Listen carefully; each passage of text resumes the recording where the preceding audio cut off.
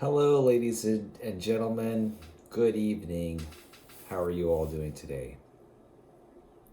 I'm doing just fine. I just came back from the gym, and so you must forgive me if I'm just a little bit tired.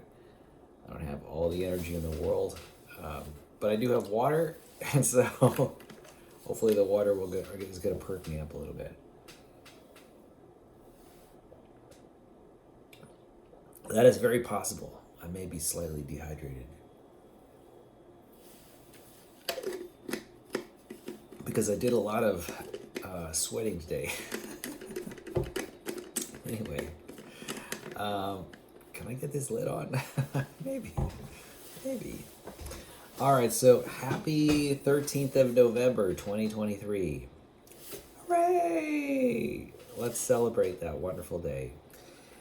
It is the 13th, which is a stereotypically unlucky number, but hey, we'll work with it. It's the only day we have right now, and I'm definitely grateful to have a day, even if it is the 13th. Definitely not Friday the 13th. No.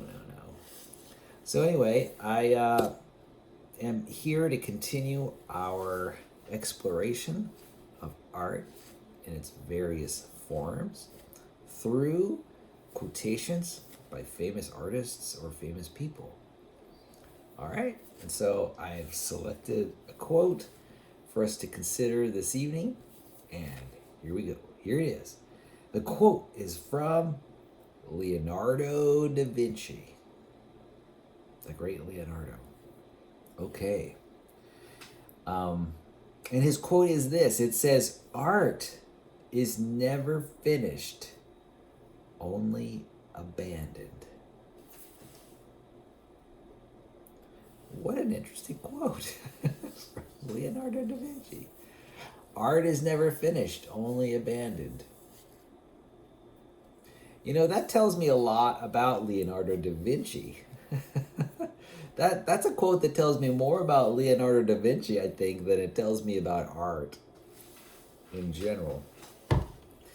Clearly, I mean, Leonardo, the genius that he is, or maybe I should just say Da Vinci.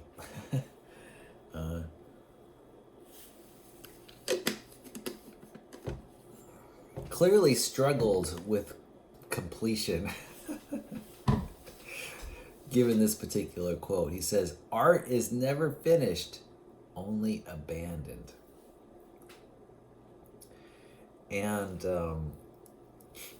I can imagine that Da Vinci was kind of a perfectionist. I mean, he was excellent and surpassed so many of his peers. No doubt, partly because he spent, I'm guessing, a lot of time on his works of art. I'm only guessing. I mean, what would prompt a man like Da Vinci to say that art is never finished? You know, it'd be having a set of values, a deep set of values that sort of prompted one to continue working on their art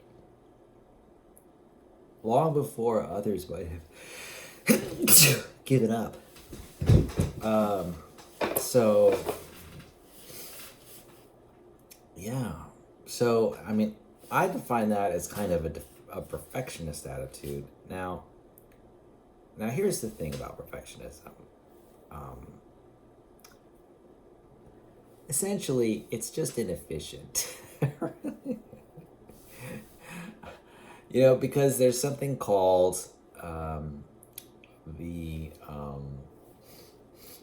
sort of like what is it called, the loss of returns. There's the law of diminishing returns. That's what I'm getting at. Interesting how my mind pulled that together. I said loss of returns. It's interesting. I think I've got a rhyming memory because law and loss rhyme. I think to some extent I caught the rhyme of it. before I even caught what the real quotation was. So that's pretty cool. I like knowing that about myself, that I'm a rhymer, and you know, that tells me that my memory is very much based on sound. I have a sort of a sound-based memory, where some people's memory is more visual, perhaps others are more tactile memory, but mine is very auditory.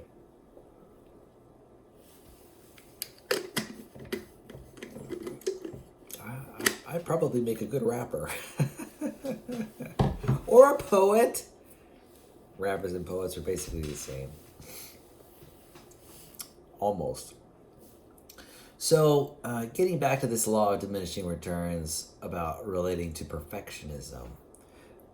The law of diminishing returns is where, you know, you complete 80% of a project and it uses, let's say, 2 units of energy. And then if you wanted to pursue it even longer to make it even more correct or perfect, go to 85% perfect, say, and that might take 5 units of energy. 90% perfect, that might take 10 units of energy, or maybe even 100 units of energy. To get to 95% perfect, that may be 1,000 units of energy. And to go 98% perfect, that might take 10,000 units of energy. To get 99% perfect on some project, that may take 1,000,000 units of energy. So that's what the law of diminishing returns is about. It's about how much energy you're willing to devote, you know, consider donate or sort of issue out, or how much energy you're willing to support for some level of perfection. Or I guess in Da Vinci's case, completion. So yeah, there's a point where there's this law of diminishing returns where, okay, so yeah, from between 98% perfect and 99% perfect, you gain just 1% of perfection, but at the expense of maybe 900,000 units of energy, which, you know, it's not a good trade. It's just not a good trade. You know, everything's a trade-off. So there's like a opportunity lost. If you're putting in 1,000,000 units of energy to go from 98 to 99% perfection, think about what you could have done with that 1,000,000 units of energy on another task. You know, it becomes quite considerable, because in order to say yes to something, say yes to the perfection of a certain artwork A, you've got to say no to the perfection of artwork B. You know, you just can't say yes to both. You'll be saying yes to one and no to the other. So that's just how it works. And so that really takes this quote from Da Vinci to another level. He says, art is never finished, only abandoned. So that tells me that Da Vinci has standards that are really high. And he also uses the word abandoned, which suggests to me that he's had to stop. You know, he's just has to say, kaput, we're stopping this action immediately. Why? Not because I want to. Because I have to, because I'm doing other things.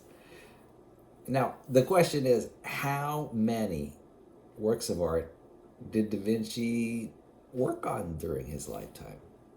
5? No. 1,000? Now you're getting close.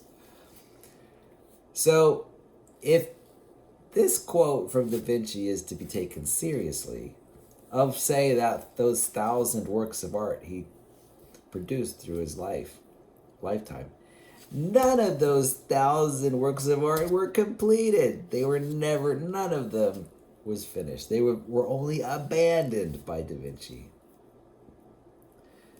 To me, that's an indicator that he is aware. He knows this. He may even be tortured by it. Poor Da Vinci. At the end of his life, tortured by the fact that of the 1,000 pieces of artwork that he's started, not one of them was finished. Not one. He had to abandon every one. Now, to me, that sounds like a very sadness-producing realization. You know, I mean, I can only imagine that Da Vinci loved working on the art that he worked on. Just loved it. And I have a feeling he wouldn't have wanted to do anything else but work on his art. And to acknowledge to himself that none of these works of art could ever be completed because his standards were as high as they were. Sounds sad. It sounds sad. It sounds, he perhaps had moments of anger where he couldn't work on something else because he was devoted to some other project. Say the Sistine Chapel. I don't know. So, this is very sad news. I am sad to hear about Da Vinci and his struggles with art. But at the same time, he is recognized and will be recognized throughout history, very likely, for being profoundly one of the most accomplished artists ever. Certainly one of the most accomplished artists in his time. So, wow, maybe this quotation is also quite telling for those who want to mimic or sort of parallel Da Vinci and try to be as good as Da Vinci was. Maybe we're talking about some advice from the master. And the advice is, your artwork is never finished. Your standards supersede any other artist's standards. And really your art, you're on the right track when it's taking all that you can give. Wow. That is a profound learning from Da Vinci. I'm sure that anyone in any profession could apply the same system of values to whatever it is they're doing, whether it's business or comedy or it doesn't even have to be art. It could be mathematics, philosophy, archaeology.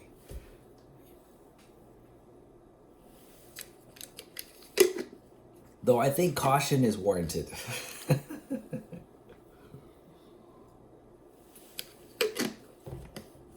My assumption is that Da Vinci was a tortured soul.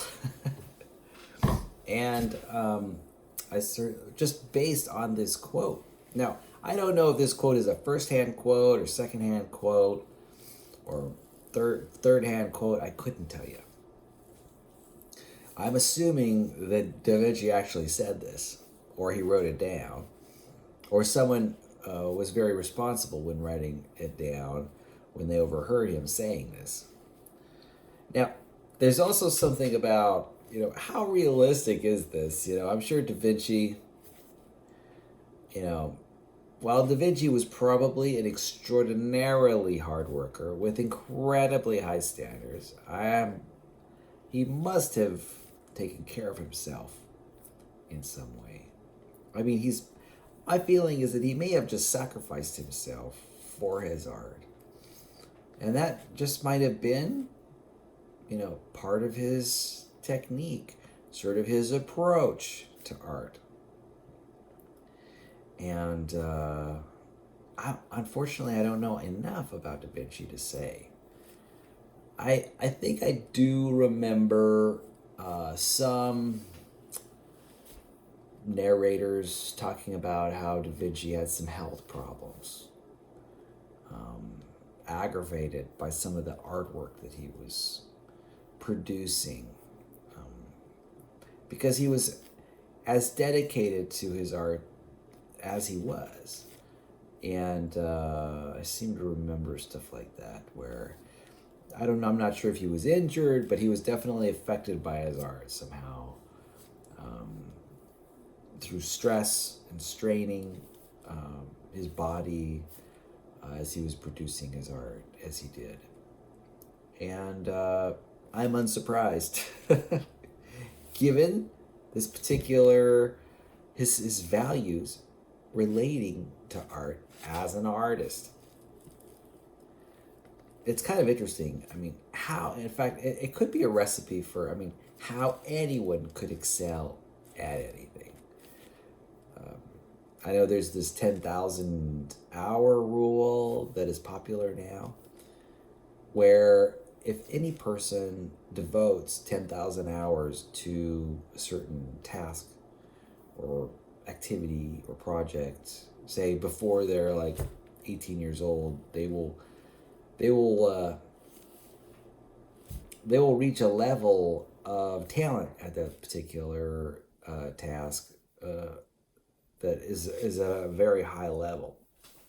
And it may not even, that idea may not even necessarily relate to being younger. It could probably relate to anyone who's willing to devote the time and energy.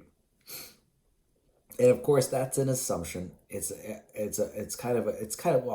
mostly a broad generalization. And by the Pareto rule, maybe that's as close as we can get to sort of figuring out, what is the source of genius? What is the source of extreme talent? So I'm sure Da Vinci spent 10,000 hours producing art, no doubt. And in fact, no doubt he personally identified, he had a really deep sense of meaning where he described himself as an artist that has the highest standards, certainly. This is something that we can see through this quote. Art is never finished, only abandoned. So, very interesting. It does give someone an idea about how, if one were to really want to get good at art, say playing piano or playing violin, I have a feeling that if they adopted this particular approach, that in no time, well, maybe in some time, certainly a period of years, they would achieve a degree of excellence in a certain area if they have like normal talents and normal. So, it's kind of interesting where, if you want to, it's kind of a great rule of thumb. If you want to succeed or become very accomplished, why not take this very perfectionistic attitude toward your own work? I mean, now here's the thing. I'm certain there's trade-offs. I have a feeling that Da Vinci just gave everything to his art, and for anyone who wants that to be on that same level, they're going to have to do something very similar. They're going to have to devote lots of time and energy, effort, lots of mental cycles to perfecting their craft. Now, here's the thing. Why would anyone want to do something like that? Well, I'll tell you what the answer is. The answer can only be a few things. Number one, it makes them happy. It brings them joy. And how lucky are they to have discovered what brings them joy? Number two, it may not make them happy, but it gives their life meaning. It may not be pain-free. It may be filled with pain, but if it gives their lives meaning, if that's how they describe themselves, I am an artist, I am a painter, I am a photographer, I'm a sculptor.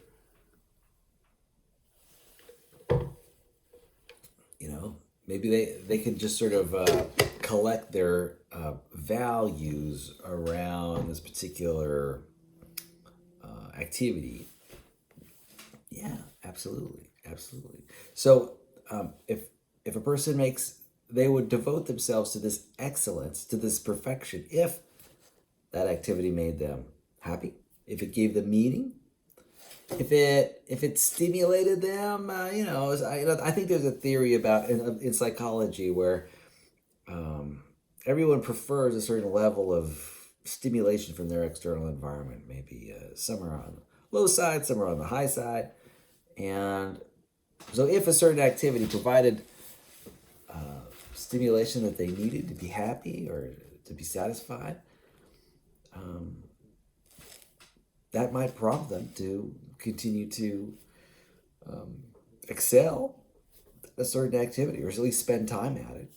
So happiness, meaning, stimulation, and novelty. I know when I learn new things about certain activities or areas of knowledge,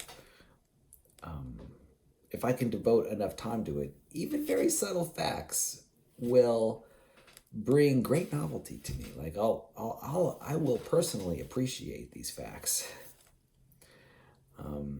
even though I might have glossed over them in prior days. If I spend enough time thinking about something, there are these subtle distinctions that arise. They sort of become, they're sort of like on the landscape, there's this relief where I notice I notice these various subtle points. And they're points that I might have just, sort of broad brushed over before or ignored before, but they sort of, if I spend a lot of time on something, they'll come to the fore. And there's there's novelty in that. I know for people who've done like the same kind of work for years and years and years, like janitorial work, for example, I don't know. I can imagine that for the janitors that are really excelling on a certain level that's better than most other janitors, they're continuously learning and growing about their profession of janitorial work. And there can be novelty involved, even though it seems like they're just doing the same thing, like they're sweeping the floor. There are different ways, different approaches to sweeping the floor that someone can take, and I can imagine there are folks who are enthralled by that, but they're usually folks that spend a lot of time on subject areas or activities, and they can appreciate the novelty of the most subtle factoid relating to maybe something as mundane as mopping the floor or sweeping it. Why not? I know. This world is so amazing that we can continuously learn and grow as it relates to almost any aspect of life. There's almost an infinitely small resolution of ideas that are available to us as we pursue any activity. How fortunate are we to live in such a world? A good example is like a PhD student or like a biologist.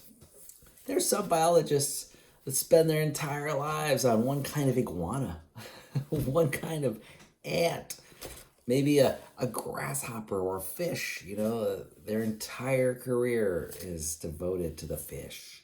And it's probably not like a well-known fish.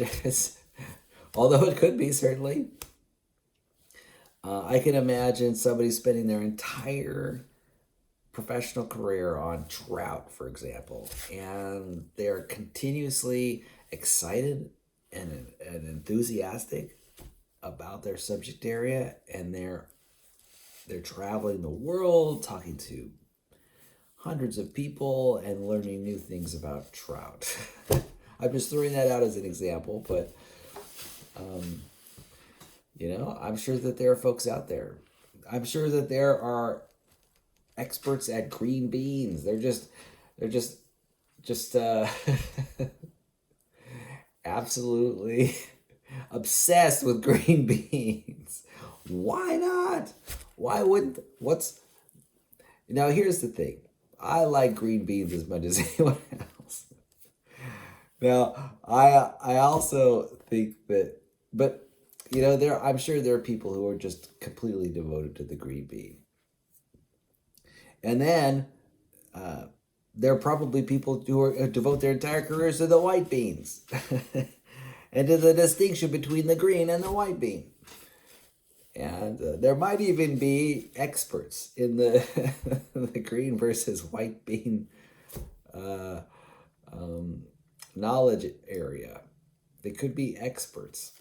Now, here's what I hear. I hear that green beans and white beans are basically the same beans, except the only difference is color. But I imagine that there are people who are such perfectionists, biologists that are such perfectionists, that explanation is not good enough. And there needs to be more. We need to know the genetic basis of the green versus white green bean, the green versus white green bean, and we need to know to the nth degree what causes green and white beans to be different. Anyway, I think I'm sort of beating a dead horse, but on the subject. But I honestly don't know why Da Vinci chose the particular art that he did. I don't know if it gave him happiness. My guess is that it didn't give him much. But I have a feeling that it might have created a lot of meaning for him. And I have also a feeling that he probably was continuously learning. He may have been very optimistic and excited to learn about, or else how would he have kept it up for as long as he had? Yeah, so, yeah. It makes me wonder about the young Da Vinci. What happened to the young Da Vinci to turn the young Da Vinci into this amazing giant of a creator of art? And, my guess is he was probably traumatized by something. Maybe Da Vinci had just had an interest in drawing, perhaps, and he might have had an experience with his parents or his siblings or friends that maybe he would get compliments for his art drawings. I'm not sure. I'm not sure whether Da Vinci's motivation was internal or external. It was probably internal. It's easy to sort of see why people pursue certain activities if they're getting a lot of external praise. My guess is that the external praise, while Da Vinci appreciated it, I have a feeling that it wasn't significant for him. Because if you think about it, just this quotation, "art is never finished, only abandoned," says something about the inner Da Vinci. It doesn't say anything about the outer Da Vinci. I mean, the outer Da Vinci, the one who's really focused on what other people are thinking, wouldn't say something like "art is never finished, only abandoned." Yeah, I don't think so. Yeah, I think Da Vinci really probably was very focused on sort of internal motivation. Otherwise, Da Vinci would say something like, art is finished when whoever paid for the art completes his payment. Then Da Vinci, I could see Da Vinci would be a lot more easygoing and pleasant person to be around. But since he didn't say that, he said that art is never finished, only abandoned. My guess is that he was a tortured soul. Yeah, absolutely. Especially, anyway. So, what a very... That's a pretty good price. That's a pretty good quote. Art is never finished, only abandoned. It makes me wonder whether I have any values that are similar to that.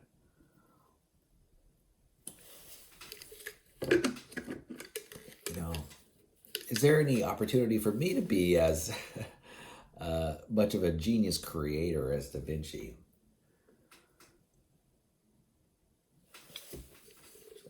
I don't think so. I'm not sure I have any standards that are that high, that basically on a global scale, where only 1 out of 8 billion people hold the value as high as Leonardo da Vinci held his values relating to art. I don't necessarily see myself at the top or pinnacle of that. I'm kind of personally, I'm kind of like a generalist. I like to dabble.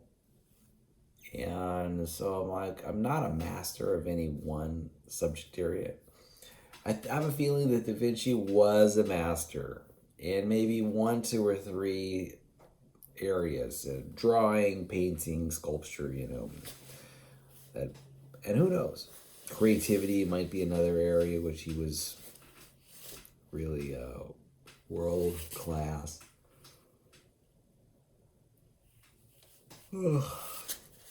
Making YouTube videos. Maybe could I be world class making YouTube videos? I think not. I'm afraid I could not be world class. What would make anyone what would suggest that fact? Oh, I can tell you what. It's because for me, YouTube videos do get finished. And they're not abandoned. They're just reaches a natural point where the YouTube video is complete. And then it's complete. And it's over and done with. Not like Da Vinci. No, Da Vinci, I can imagine Da Vinci is like a graphic artist or a videographer or an editor. And him saying that YouTube videos are never finished. YouTube videos are never finished. Now, who believes that? Now, I imagine that there are people out there who do believe that YouTube videos are never finished. That they could always come up with a reason to re-engage with a certain YouTube video and tweak it, make changes, and never finish. I'd love to see their YouTube videos. People, videographers with values as perfectionistic as Leonardo da Vinci. Yeah. I'm not certain I'd ever find a person like that. And they are, after all, by definition, 1 in 8 billion. So, but they very much could very well be out there. I can imagine. The thing about Da Vinci is that, like I mentioned earlier, 1,000 years from now, if human beings still continue to survive and thrive on the planet, I'm pretty sure that Da Vinci will be a personality that's referenced. I don't know how often, but he'll definitely have his place in history. Now, would there be anyone else? Um, I don't know. I don't know. I don't know. The question is, who is a peer of Da Vinci? I mean, who might be a peer of Da Vinci today? Well, that's actually a really good question. I'm afraid I can't answer that. I don't know. I don't know people in that space. I just haven't really spent a lot of time considering who might be in that space other than Da Vinci. But, oh my gosh. I'm definitely yawning. I apologize for my yawning. In fact, I'm yawning and then I'm watching myself yawn and I'm this, it's contagious. Yawning is contagious and I'm affecting myself, which is pretty funny.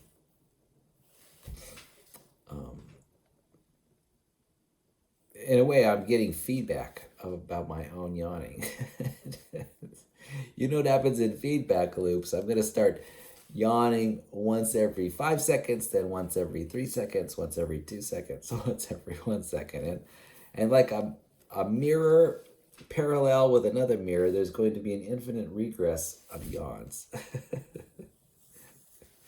That's Zeno's paradox. Yeah, as it relates to yawning. Why not? Why not? Zeno didn't have anything, may not have anything better to do. Just think of logical paradoxes as they relate to yawning. Well, anyway, I can't think of any artist which would be analogous to Da Vinci in the present day.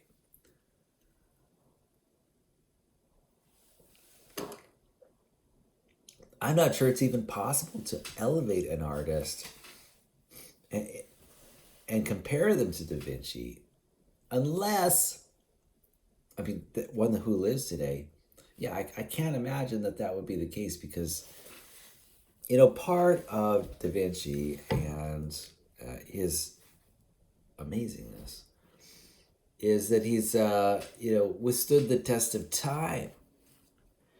And for any modern day artist, you can't really say that because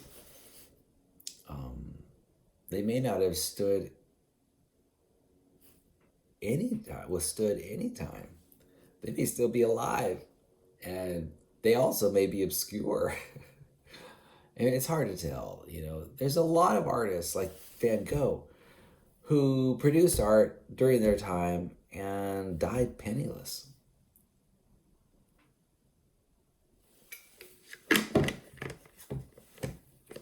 Now, I think that was the case with Van Gogh.